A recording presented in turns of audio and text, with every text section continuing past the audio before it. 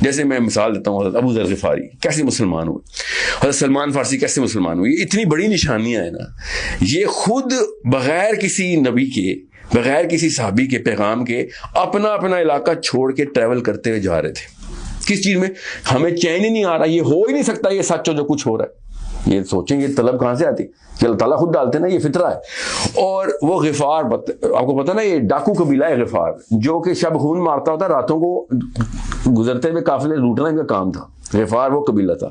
اس کے سردار اسلم اور ابو ذر، یہ دونوں بھائی، یہ اپنے بھائی کو اپنی گدی دے کے نکل پڑے گے، مجھ سے نہیں ہو رہا بھائی، یہ کچھ اور معاملہ ہے جو مجھے سوچنا ہے، اور میں ڈپریشن میں جا رہا ہوں.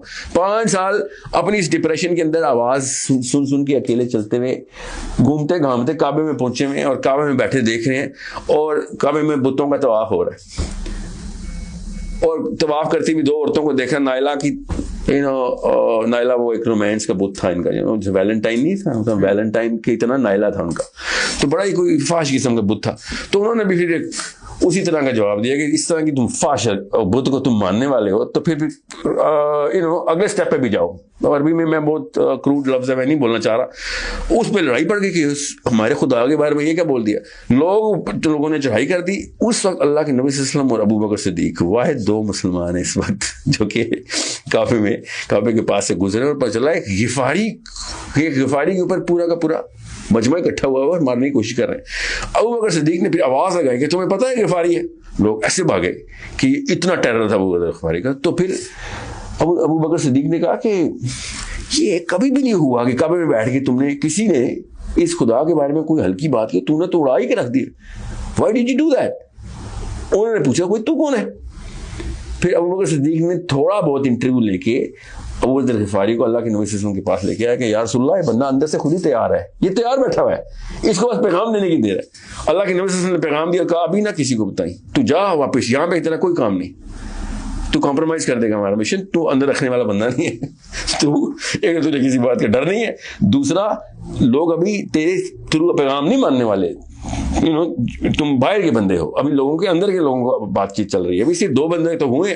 تو 10 سال بعد ابو ذر غفاری کو واپس، جب پہلی دفعہ پورے کے پورے قبیلے کو مسلمان کر کے واپس آئے. اب میں چھوٹی کر کے بتائیے، بالکل سیم واقعہ سلمان فارسی کا ہے.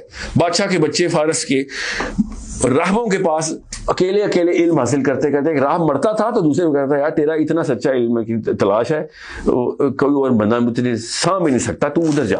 اور وہ خط لکھ کے اگلے ایک پادری کے پاس بھیجا تھا، پھر دوسرے پادری کے پاس. 4 پادری بگتا چکے تھے، یہاں تک کہ کسی لوگوں نے ان کو پکڑ کے جرگمال بنا کے غلام بنا لیا ہوا تھا. اور اللہ نے ان کو مدینے لانا تھا، تو وہ اس بندے نے یہودیوں کو، ایک یہودی کو بیچ دیا سلمان فارسی کو، اور سلمان فارسی ویٹ کر رہے تھے. ہر یہودی کے ساتھ اس کی موت تک کا ٹائم گزارا سلمان فارسی نے کہ مجھے میرے سوالوں کے جواب نہیں مل رہے. یہ اس طرح کے لوگ ہیں جو کہ سائنس میں اس وقت یوروپا مشن بھیج رہے ہیں، بیٹھے ہوئے لیبز کے اندر. ہم ان کو کہتے ہیں دہریہ ہے، تو ہم انہیں کہتے ہیں کہ کرسچن ہے، تو ہم کہتے ہیں کافر ہیں. وہ اپنی طرف سے پوری کی پوری تفکر اور اپنی علم کی جستجو کر رہے ہیں. ان تک قرآن پہنچے گا، اللہ کے نبی صلی اللہ علیہ وسلم نے کہا تم سے بہتر سمجھ آ جائے گا. وہ آدھا کام کر چکے ہیں، ان کے اندر سوال ہیں. ہم دیکھیں ہم میں سے کسی کے پاس سوال ہی نہیں ہوتے. میں نے اس لیے کہا تھا میں سوالی طالب علم ہے.